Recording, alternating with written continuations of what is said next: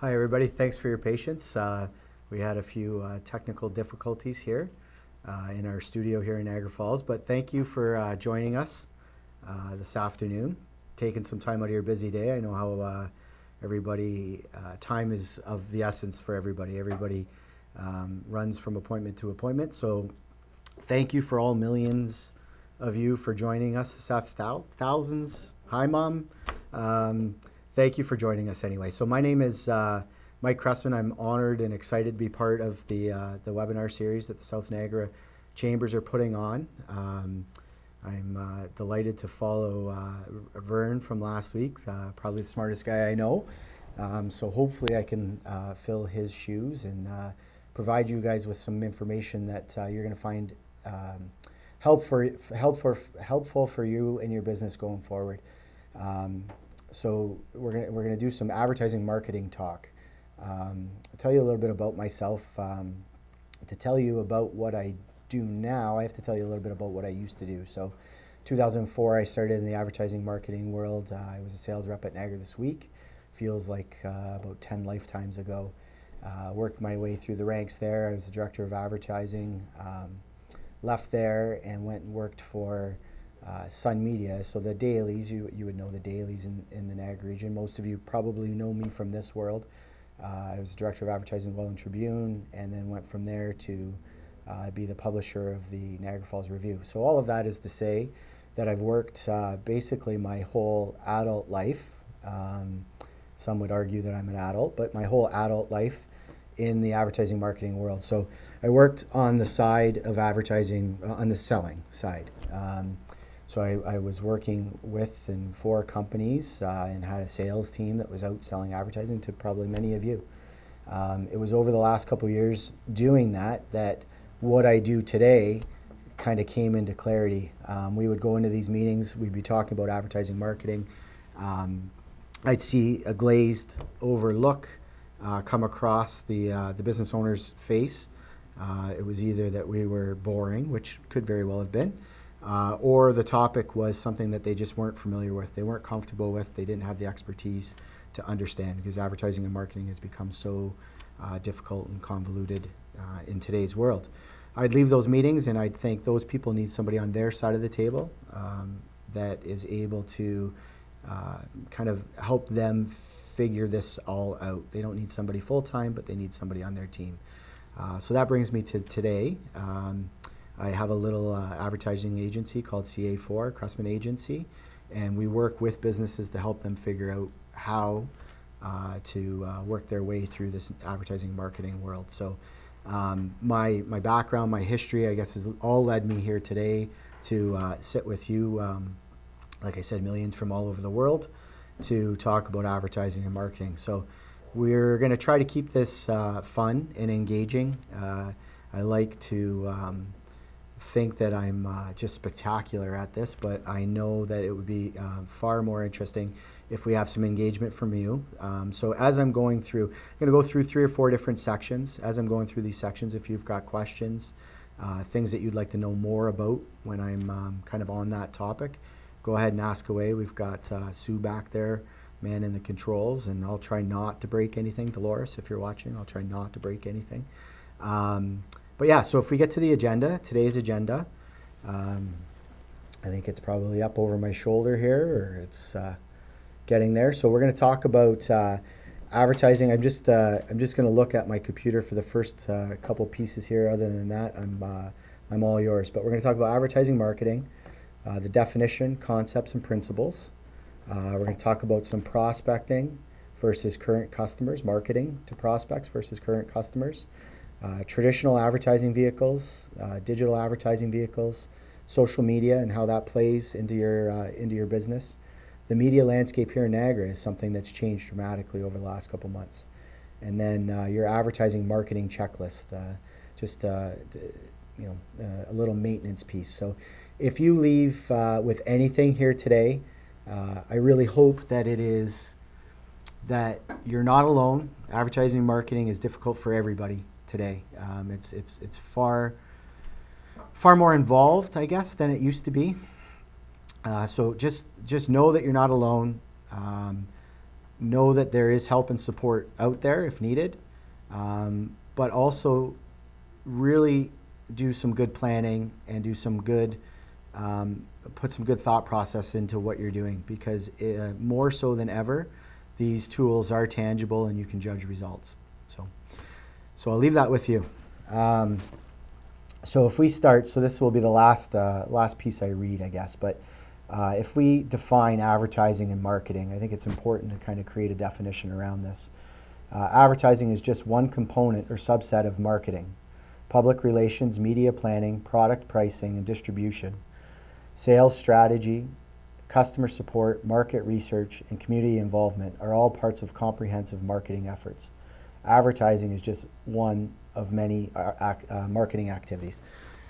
So all of that is to say that anything and everything that we do to let people know about our business, what makes us maybe different than our competitors, our community involvement, all of that is advertising and marketing.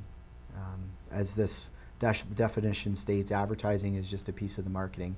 And really the overall marketing is who we are and how we present ourselves in the community. I know that some of you are very involved with youth organizations, sports organizations. You're making donations to, or being involved with places like Project Share. So all of those are very important to your business, and all of those are very important marketing pieces. We're not going to spend a ton of time on those pieces today. We're going to talk more about what I guess would be classically defined as advertising. We're going to go through some traditional advertising, some digital, some social media, and those pieces. But know and understand that marketing is much broader than even really what we're talking about today. Marketing is a 24/7 job when you own and operate your own business. Every experience that somebody has, every interaction, whether it's online or it's in person, that is in its own way, marketing, and a very, very important piece of the marketing. I have a quote that I, in some ways, live by. It was Mark Twain. So you can see a real cool picture of him there. I think if I grew my hair out and grew a mustache, maybe I'd look cool like Mark Twain. I don't know, I'll leave that to you. Many small things have been made big with the right type of advertising. This is a quote that I've come to really love over the last couple of years as this advertising and marketing has changed so dramatically. It made me think, how many products are out there that are successful because they being the company has done a really good job of telling us, the consumer, that it's something that we need?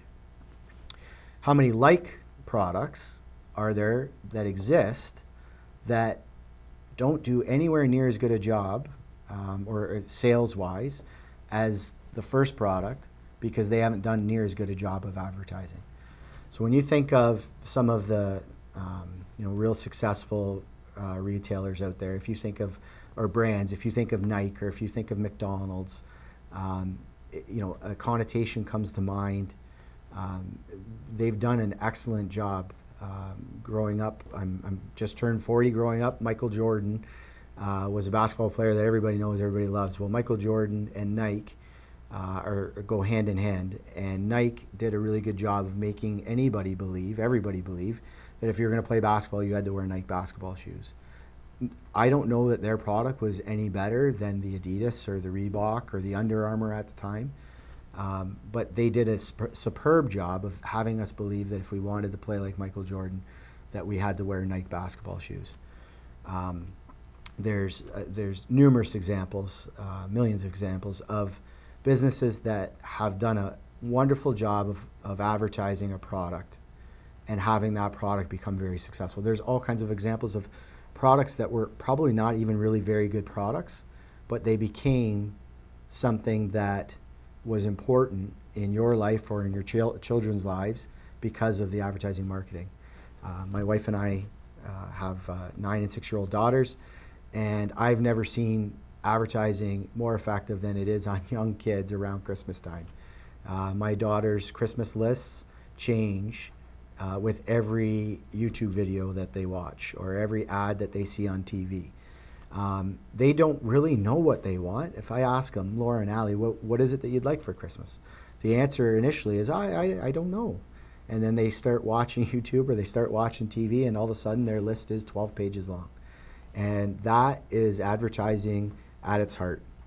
And Mr. Twain's saying there is so correct. I'm sure in your business, maybe in some of your competitors' businesses, there's things that you know that have gone very well for you that are probably maybe not even your best product or service. But because you did a really good job of getting it out there and letting people know about it, you were able to be successful there. And I'm certain the flip side of that is in your business, I'm certain there's been things and products and services that you were really, really excited about, but for whatever reason, just didn't get out to the proper people, proper consumers in as powerful a way, and it didn't do as well. So I think this is something that can't be underplayed. Advertising is so unbelievably important for any business, big, small, medium. It doesn't matter if you're selling services or products. Making sure that your message is getting out to the people, to the right people, is key for your success. You'll see in the slide that there's another gentleman on the other side.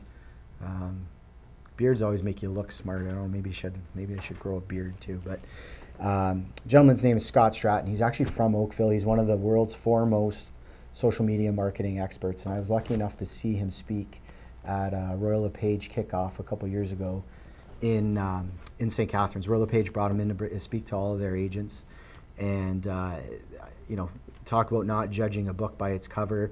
There's this guy wandering around, kind of sleeves rolled up, black shirt, black pants, kind of unkept a bit, and I kind of wondered who this guy was. And he wanders up on stage, and it was spectacular. And one of the things that I truly took from this, that I actually live by now, when explaining advertising marketing to any of the people I'm working with or anybody that asks, is that everything has changed in advertising and marketing, but nothing is actually different. Kind of a weird statement, right? Everything has changed, but nothing's different. Think about that for a second. What does that truly mean? What it means is that the way in which we're able to get messages to our potential consumers and customers has changed. Over the last 5 years, the way that we're able to control our ad campaigns has changed dramatically. We're able to take ownership. We're able to send our message to people in the way we choose to send it. We don't necessarily have to rely on media companies anymore. We're able to use social media to send our message out. We're also obviously able to use traditional media sources the way we always have been. That piece hasn't changed, but what has changed, so the vehicles have changed. The way in which we're able to get our message out has changed, and has changed dramatically. But what isn't different is the principles with which make good marketing and good advertising. The root of it is very, very simple. I'd like to say that it's more complicated than it is, but it really isn't. It's the right message with the right product to the right person at the right time. That's really as simple as it is. And all of these new digital toys that we have to use, all of this new fancy advertising that we have, really hasn't changed any of that. If we have a good product and we're telling the right people about it at the right time, it's going to work. So a really silly example that I use to kind of put this into clarity for people is, so we're here in Niagara Falls. If I stood out on Thoroldstone Road at 5 o'clock right after work, and I had a sign that said, I'm going to give away $5,000. Meet me at Niagara Square on Saturday morning. And if you've ever been on Thoroldstone Road at 5 o'clock trying to turn left, you'll know how painful it is and how busy the road is. So if I just stood at that intersection, Dorchester and Thoroldstone Road, with that sign and said, come out on Saturday for a chance to win $5,000, chances are we would fill the Niagara Square parking lot with people for a chance to win. People that actually saw me with the sign, people that saw the sign and told their friends, and we're just giving away $5,000. So the product itself it's good, but it's more about it's being shown at the right time, and we're showing lots of people. If I took that same concept and I went out to the back roads in Chippewa at 2 o'clock in the morning, and I stood with a sign that said, for a chance to win $1 million, meet me at Niagara Square on Saturday, there would be nowhere near as many people in that parking lot, even though my product and my offering was very much more substantial than the first offering. But the vehicle with which we chose to get the message out was nowhere near as good. So the back roads in Chippewa at 2 o'clock in the morning, I'd be lucky if a single car passed me by. So I think that probably puts into perspective the right message with the right product to the right person at the right time. So we had a good product, stood on Thoroldstone Road, there's all kinds of cars. It works. We go to the back roads in Chippewa at 2 o'clock in the morning with a spectacular product, and the advertising is just not going to work because the right people weren't there. We may have had the right message. So again, all of this is to say that each of these components is super important. So Scott Stratton's message is everything has changed, but nothing is different. I take to heart, because those principles are the same principles that somebody would have been using in 1920 when they first started their business. Nothing has changed, but everything is different. Or other way around, I'm sorry, everything has changed, but nothing is different. So those two pieces, I think, kind of lead us into the overall concept. One other thing I'd like to touch about before we leave this slide is there's two main types of advertising, and as we go through the different components, we'll talk on them. But really, you need to understand the advertising that you're doing. Is it a branding type piece? And are you just hoping that people are going to be aware of your product, or is it something that you're trying to create awareness and drive traffic to your website, to your store? Is it a call to action piece? So when we're talking about each of these components as we get into the other slides, it's going to be really important for you as a business to understand, how am I using these tools? Am I using them to brand? Am I using them as call to action? And if I'm thinking that I'm using them as a call to action, but really my message is a branding message, then is it fair to decide whether the advertising is working or not, right? So we'll get into some of those concepts, but really on this slide, what I want you to just truly, absolutely take from it is anything and everything that you do in your business has a contributing factor to advertising and marketing. It's not just about the way you spend money. It's the way you carry yourself, the way your business is perceived is probably just as important, if not more important, than any of the advertising that you buy. Mark Twain's quote, absolutely love, many small things have been made big with the right type of advertising. So true. So think of you, your competitor, where you're trying to go with your products and services. Are you telling the right person at the right time with the right message? And then Scott Stratton, everything has changed, but nothing is different, is words to live by in this world, because nothing is different. The principles are the same. It's just our ability to get those messages out have changed so dramatically.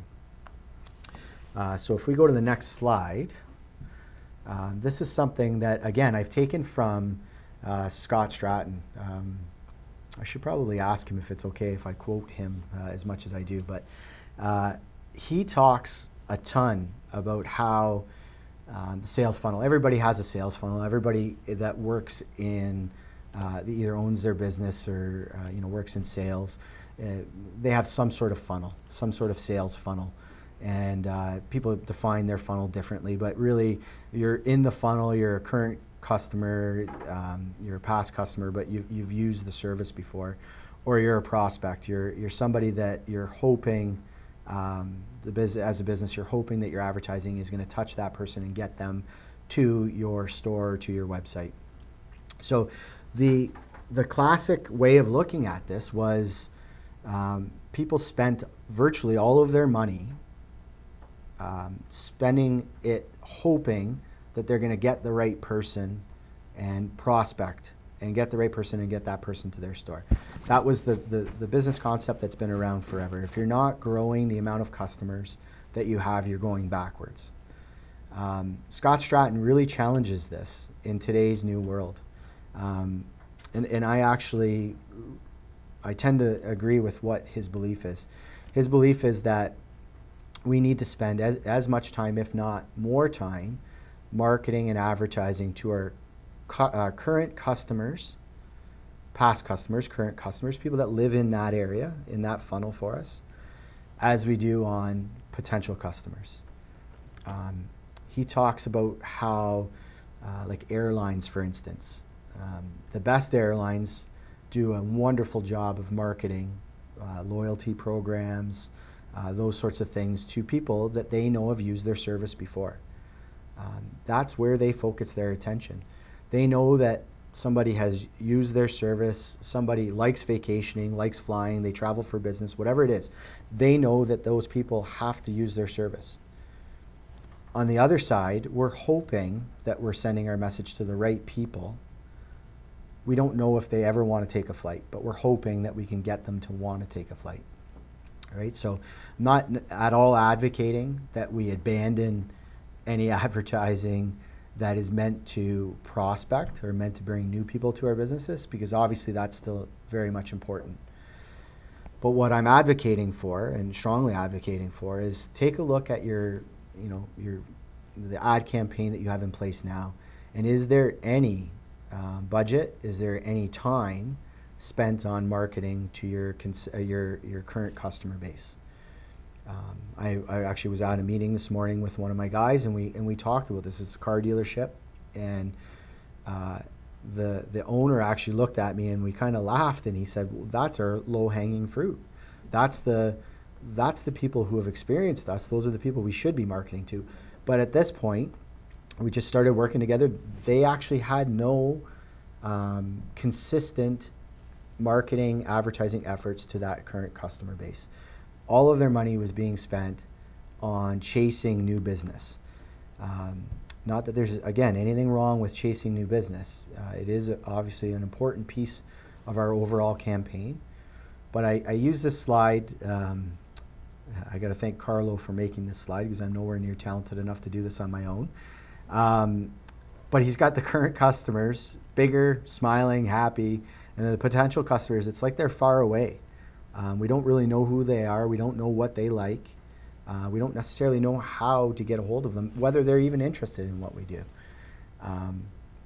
So I think it is really important that we spend some time. And in this way, it's not even necessarily about spending money. It's about creating touch points for our current customer base. It's more about effort than it is money. A nice email campaign, some contests. Ask them what they like about you as a business. Ask them for feedback, reward them with a contest. That sort of stuff. Those sorts of things become very, very valuable. And it's not stuff that you're going to get from people who aren't engaged with you as a business. So Scott Stratton, again, he challenges the accepted norm that we're all meant to be trying to bring in new business from outside of our existing circle. We can probably spend less money and more time focusing on our circle and get more out of it than if we're spending more money on people that aren't within our circle. It's something that I hope it makes sense. It should be something that, if you're looking at your business with a critical eye, you should know and understand that this current customer touchpoint type work, it's just about putting the effort in. And it should come back tenfold if we're doing those pieces correctly. So that's the current customer versus potential customers. It's something that is a little bit different, but it is in this new world, especially in this new social media world, it is something that we're able to do far better than we've ever been able to do before. Keeping our current customer base engaged is wonderfully important. I'll touch on some of the tools, but I'm a Twitter and Instagram guy. I didn't necessarily think that that would be who I would be, and those of you who've known me for a long time would probably laugh. But Under Armour, which is one of my favorite brands, does a marvelous job of keeping me in their world. I feel like I'm part of them, and they do it through this customer engagement type stuff.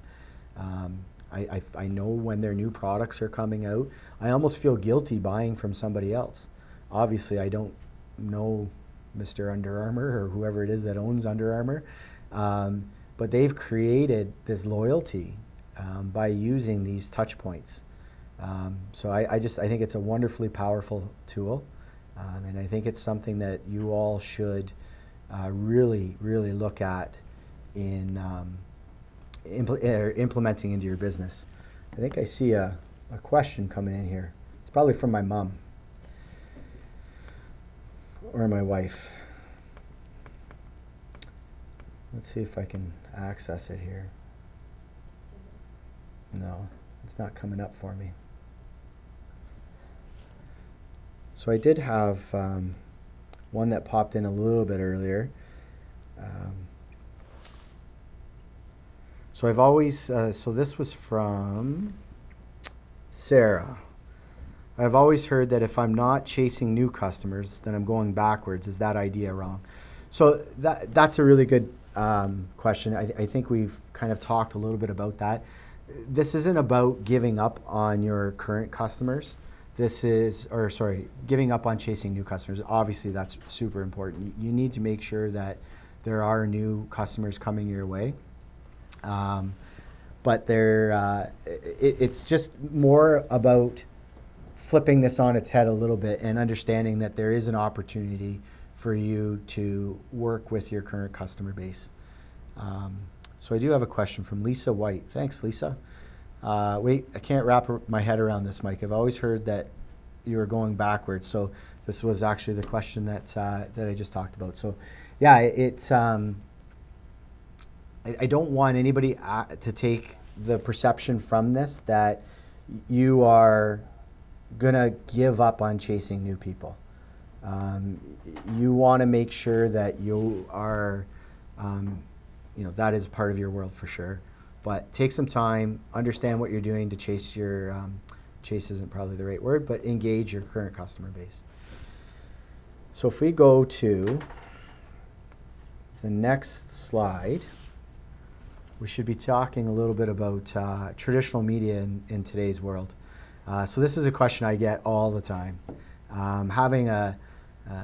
like to think that I'm really lucky. I grew up in this media world. I was I was old enough that I grew up at a time where I got really comfortable and understood the value of the traditional media products, but young enough to also be engaged with the new type of products. But I get this question all the time.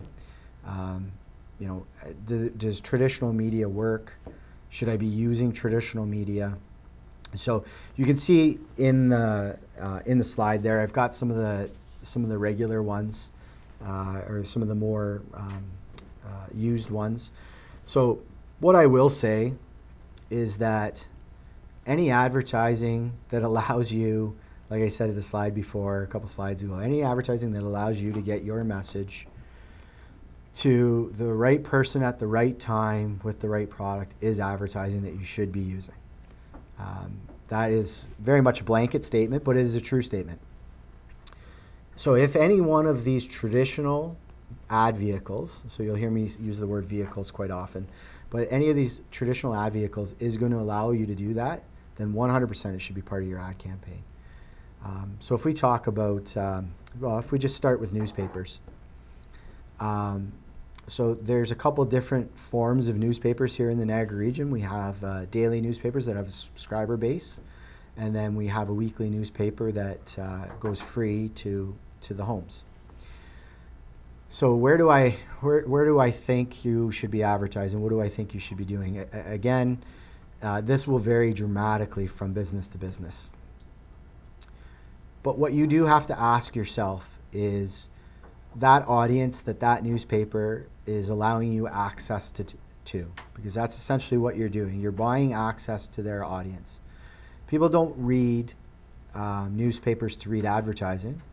I used to work there, I know. They buy a newspaper to read content. And attaching your advertising to content that you know people are reading is what makes your advertising effective. So if you can look at the newspaper that you're thinking about and you can ask yourself a couple questions. Is this going to people who could be my customers?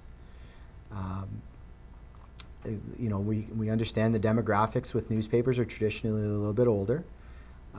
So if I'm selling, I don't know, if I'm selling skateboards, and it's probably not a very good example, but if I'm selling skateboards, is this newspaper going to allow me access to the audience that is going to be interested in skateboards? Well, maybe it's going to allow you access to the parents who are going to buy the skateboards for the kids, but not necessarily direct access to the kids that are going to be making these choices. So again, a blanket statement that I'll fine-tune towards newspaper is I love when there are newspapers with subscriptions. I know, and you all know, that if somebody's paying for something today, they're using it, right? Maybe other than a gym membership. But if you're paying for a newspaper subscription, somebody in that house is reading that newspaper. If somebody's reading the content and you're attaching your advertising to that content, you know that those people are going to see your ad. And then it's just a matter of whether that's the right demographic. So again, it changes depending on the business. But newspapers obviously can be very effective. There is no other vehicle that you have to pay for to get the content. So if you're paying to get the contact, you're obviously engaged. The second type of newspaper is the free weekly newspaper that's delivered. So in this is more of a volume play, right? So we're not necessarily certain who it is that's reading the paper. We know that it's going to, in Niagara Falls, say it's 48,000 homes or it's 40,000 homes, whatever the number may be today. We know that it's being delivered there. We don't necessarily know who's engaged. You don't know that it's getting in the door. We don't know if they're just into flyers. We don't know if they're reading the newspaper. We don't know a lot about who it is that's reading it, but we could be possibly winning on volume, right? So if we're selling a service or a product that we know basically everybody needs, and we believe that this newspaper is something that somebody is going to read the content in, then again, it's worthwhile attaching our message to. So that's a little bit about newsprint. So again, it's probably not answering your question, should I advertise in a newspaper? Without knowing you and knowing your business and what you're trying to accomplish, I'm very hesitant to ever say no, you shouldn't do something. My answer is yes, if that is something that fits within what you're trying to accomplish, and will it help you accomplish those goals?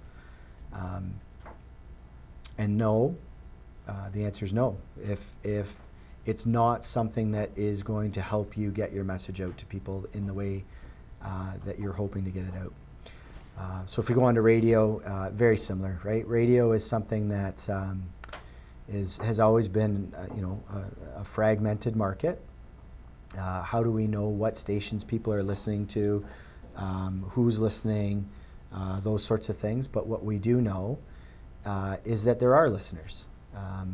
So what's wonderful about radio is that we're able to attach our message to, like in the Niagara region, 97.7 for instance, it's a rock station.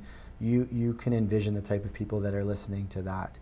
107 or 105.7, easy rock, easy listening. Again, the type of person that we can attach our message to. So it's very niche. We know the type of person that's listening. So if our product fits that listenership, then again, it could be something that should be a part of our overall campaign. But the challenge with radio today is that it is very much a fragmented market. We not only do we have all the radio stations, but we have satellite radio, and we have the Bluetooth radio, and we have the auxiliary cables in cars. So it's not something that I think is a part of every campaign, but I think it's a part of campaigns that it makes sense for, and those are certainly still out there. If I get into billboards, a billboard for a branding type message is still really tough to beat. A billboard in the right area with the right message is effective. I had a business that I work with down in Fort Erie last year, and we were trying to change the perception of this business. We used digital components, we used newspaper, we used a bunch of different things, and the billboard, in changing perception or creating awareness, we had it on main drag in Fort Erie. It was effective. But I go back to my initial example. If I had a billboard that was out in the back road of Chippewa that no one drove down, then yeah, you're not going to get the message to the people as effectively, right? So billboards is something that you need to be very aware of what you're trying to accomplish with them. It's probably not necessarily a call to action type piece. It's more about a branding piece. So we've got a live question here, but I'm locked out. No, there we go. Let's see here.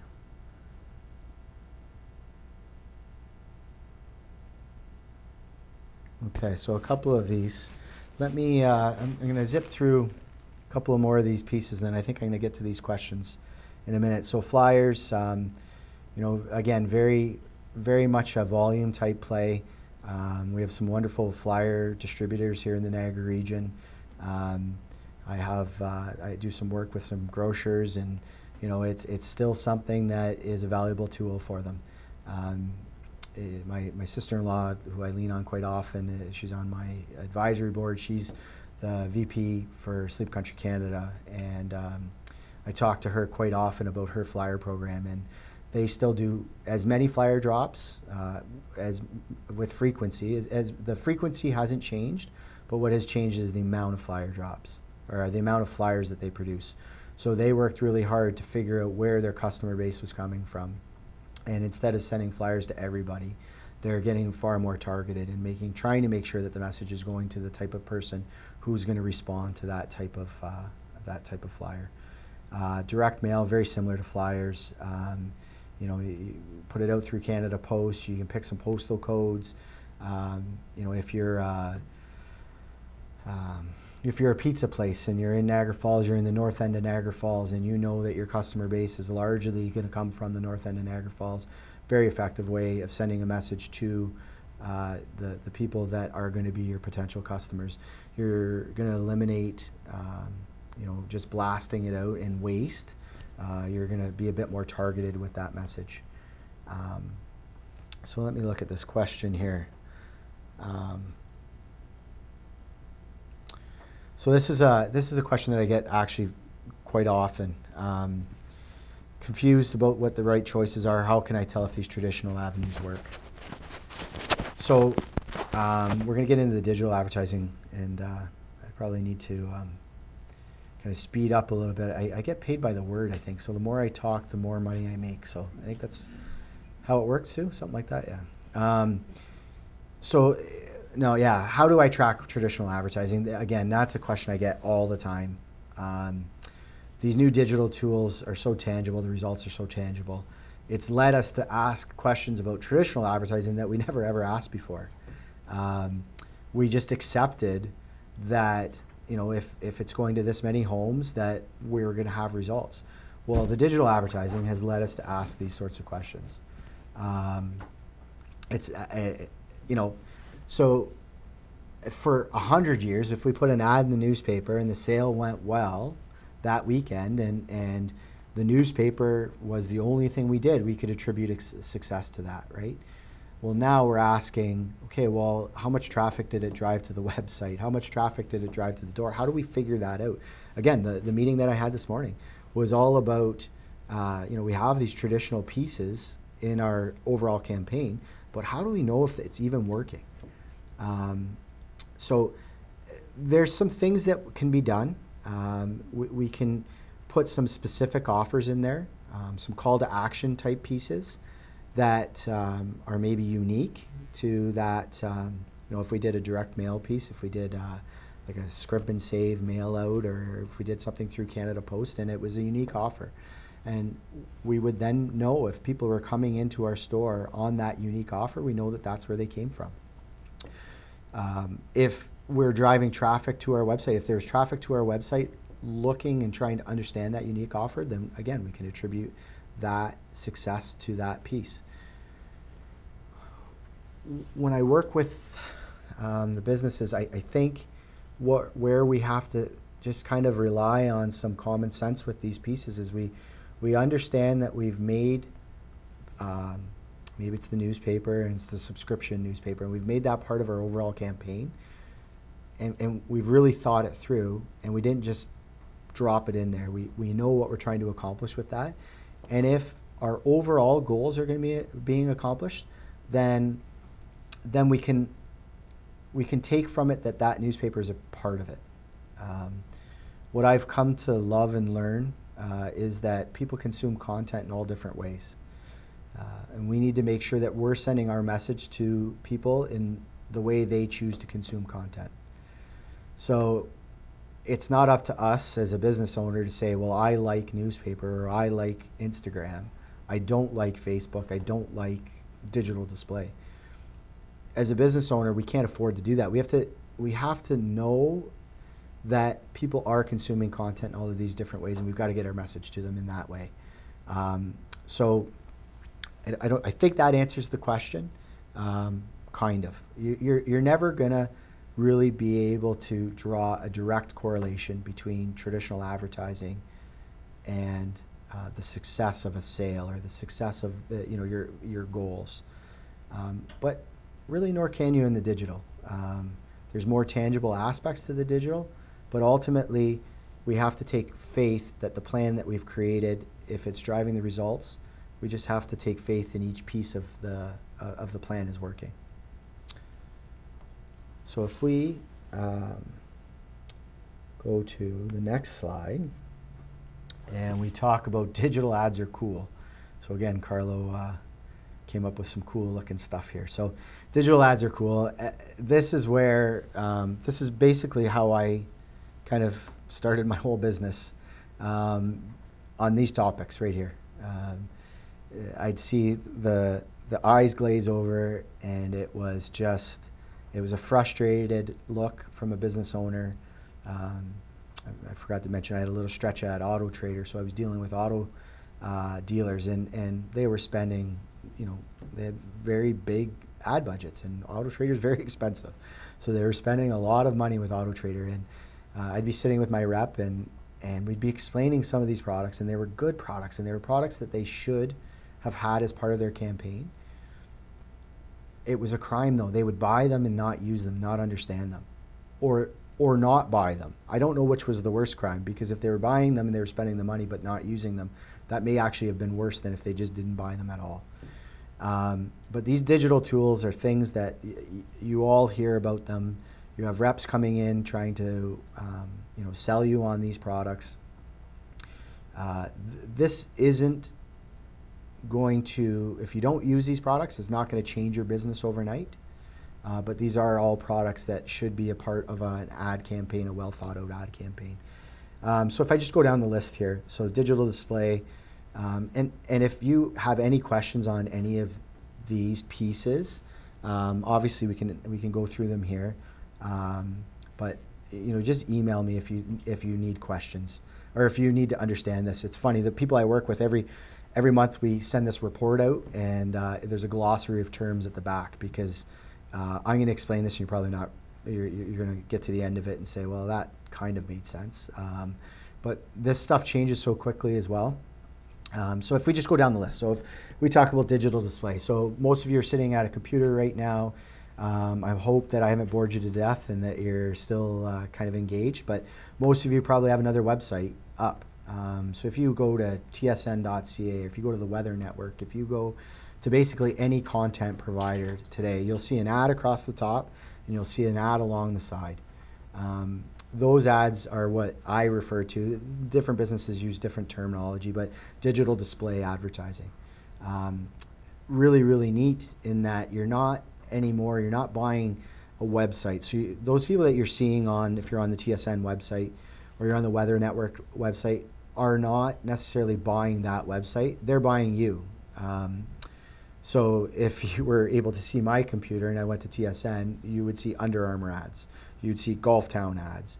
Leanne, my wife, and I are trying to figure out where to take the Rascals on vacation in March. So I'll get vacation ads. These ads are very clearly targeted. So we're not buying a website, we're buying a person. So the person that's selling you this type of advertising is going to sit down and ask you all kinds of questions about your business. Where do your people come from? How old? How much money? All of those types of demographics.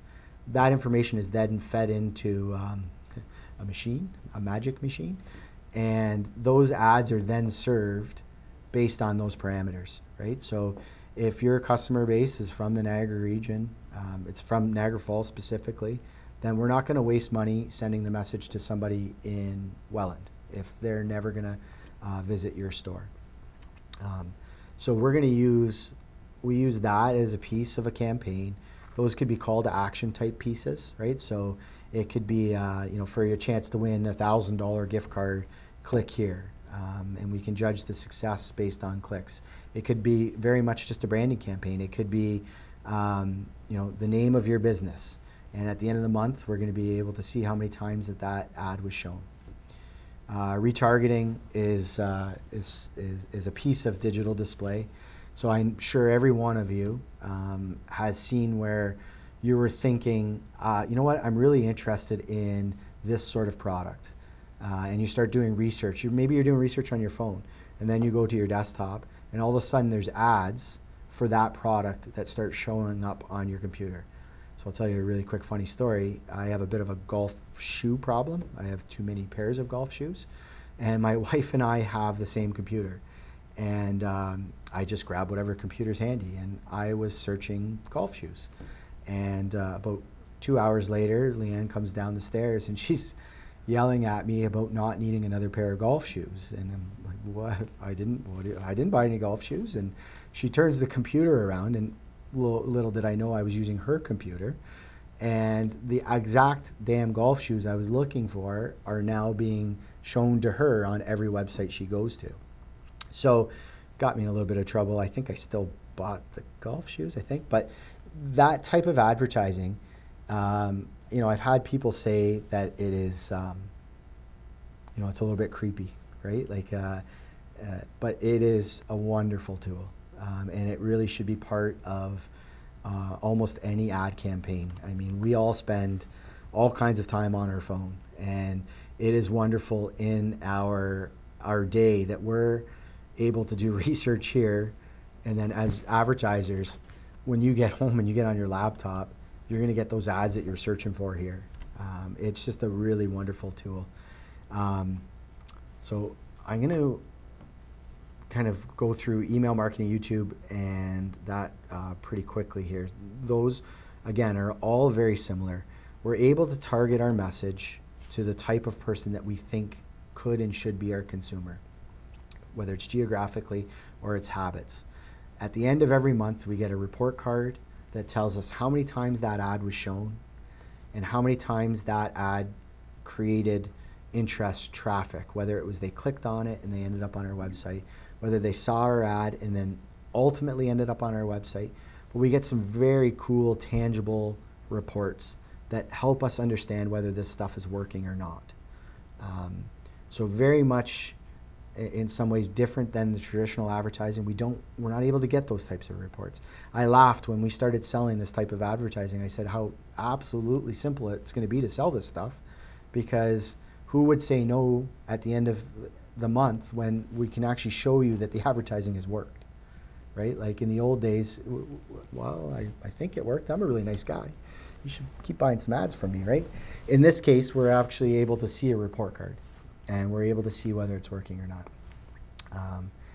So In the middle there, you see SEM and SEO. So SEM, search engine marketing, is something that should be part of every single ad campaign that exists. It is Google AdWords, for a lack of a better description.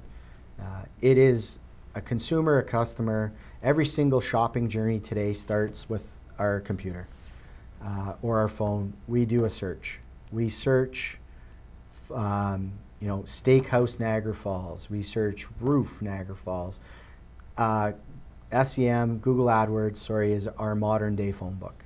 We used to name our businesses A1 Flooring, which is a great flooring store, but we used to name our businesses that start with A so that we'd be at the top of the phone book. Today, Google is our modern day phone book. We need to make sure that we're at the top of those searches. So SEM is a product that we're able to buy that ensures that for a percentage of those searches that we're at the top. When you do a search, you'll see the ads at the top. And this is the SEM. This is something that is you just have to have in every single campaign. We know that search is the way that people are making choices. That's the start of their shopping journey. That's how they do all their research. They type in whatever it is that they're after, and talk about reaching a customer at the right point in time. You're not just sending them an ad. They're actually asking for information about a product or a service that you provide. We need to make sure that we're in front of them. SEO is organic, right? So when somebody does a Google search, you'll see that there's the ads at the top and then there's the organic rankings. Ranking high organically is obviously very, very important, and we need to make sure that we play in that world as well. But buying our way to the top is very much important. So if I go to the next slide and talk about social media here. This is something that I never thought would be a world that I would play in. I'm still not much of a Facebook guy, but Instagram and Twitter have become how I get all my news. Instagram, people think it's just a way to look at pictures. When I woke up this morning, I wasn't sure if Scott and Tessa had won last night because I tried to stay awake but fell asleep. Flipped on Instagram, very first picture I saw was the lovely couple. Are they a couple? I don't know. But with their gold medals around their neck. Saw that the American hockey team beat the Czech hockey team. It's just a wonderful tool. And it's not just about posting pictures. It's about buying some advertising and, again, reaching a very targeted audience. Facebook, very much the same. It's not necessarily about chasing likes for your own business page anymore. It's about advertising a message to an audience that you know exists, right? So one of the other things that I talk a little bit about, as I'm running short on time here, is I'm a big fan of advertising that exists when somebody's there, that only exists when somebody's there, right? So an Instagram, a Facebook, a digital display ad, that ad only exists if somebody's in front of their computer or their phone. That ad, when you get the report at the end of the month that says there's 80,000 impressions, you know that that ad was seen 80,000 times. When we talk about radio or newspaper, some of the traditional, one of the weak points is about, we can talk about how many of them go out or how many listeners, but we're not necessarily sure exactly who's tuned in. So any of this social media advertising, and it's not about, again, having your own Facebook page, which is important, or Instagram or Twitter or Snapchat. It's about understanding that there's an audience that uses these tools to get their content. So if you're not putting your message out in front of these people in the way they choose to consume content, you're missing out. I read the local daily newspaper every single day, but I read it through Facebook. I'm wrong. I read it through Twitter. I read it through Twitter every single day. I follow the reporters. I follow the newspaper. I get all of their stories through Twitter. So if you're a business that's just advertising in print or on digital display on their website or whatever, you're missing out. You're missing meat. So you need to make sure that you are participating in each one of these pieces. So if I go to the next slide really quickly, I wanted to spend a little bit more time on social media, but I've talked too much. So the media landscape in Niagara has changed dramatically. We had, if we're talking on the print side, we had two very competitive companies. We had Metroland, and we had, I guess the latest incarnation was Post Media. They offered print solutions along with all of these digital solutions that we've talked about. And most of you would have been called on by a rep from each company, which you still will be. But those two companies have essentially merged now. And it's one company in the Niagara region. They have very different offerings, and they're obviously, sounds like they're going to continue with those different offerings, and they offer different strengths and weaknesses. But it is a giant change for you as a business owner. I think it's even more important than ever to make sure that you're asking questions, make sure that you understand what it is that you're getting, and where it is that your advertising is going. What are the rates that you're paying? What are the management fees? I heard on the radio that one of the local radio stations is now being bought by a different company as well. So as media is almost shrinking. It's very difficult for any of these companies to be kind of standalone. So in the Niagara region, we have our traditional players, the radio stations, the billboard companies, and then there's all kinds of digital-only companies now floating around that you'll have reps calling on you from those businesses as well. So the key, as I'm coming to the end here, is the key is, if I go back to the very first slide, is everything has changed, and it's frustrating and it's difficult, and I get it. But what you really need to know is that really nothing has changed. Those key advertising principles are the same as they've always been. You need to make sure that you're putting your content, you're attaching your ad message to content that you know people are going to consume, and in a product that you know people are going to consume, whether that's a traditional piece or whether that's a new digital piece. They all play a part of a bigger campaign. The one thing that I stress with anybody that I'm working with is that we need to actually sit down and create a plan. We can't just wing it. We have to understand what it is that we're trying to accomplish, what's working, what's not working. We need to analyze these pieces on a very consistent basis to make sure that what we've put into place is doing what it's meant to do. And if it's not, then make those changes, right? So most businesses that that I know that I've worked with struggle with having the time and or the expertise to put this plan together.